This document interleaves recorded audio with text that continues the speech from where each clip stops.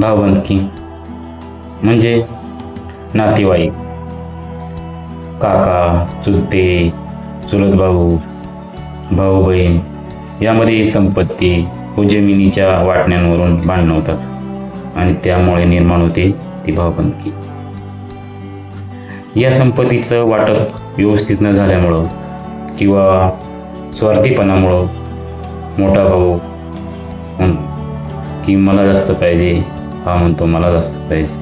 कधी कधी जमीन एकाच्या 7-12 एका नावाची, एक जमीन सगळेच करतात परंतु 7-12 एकाच्या नावावर असतो आणि त्यामुळं जमिनीचं वाटप होत नाही, त्यामुळे पण वाद निर्माण होतात. म्हणून जमिनीच्या वाटपावरून भांडणं करता आपल्या नात्यात दुरावा निर्माण होतो. भाऊ जणू एकमेकाचे दुश्मन तयार होतात. जमीन त्याच ठिकाणी राहते परंतु नातं मग तुटून जातं.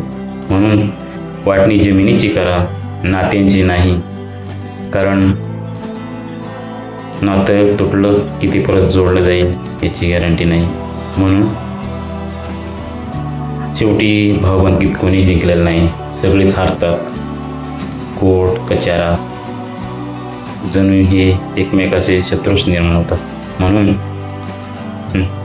नाती जपायला शिका आणि एकमेकाचा जो वाटा आहे तो प्रत्येकाला देण्याचा प्रयत्न करा.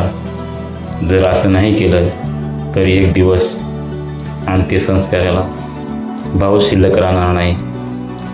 मग गाव असेल पण भाव नाही, मग काय फायदा?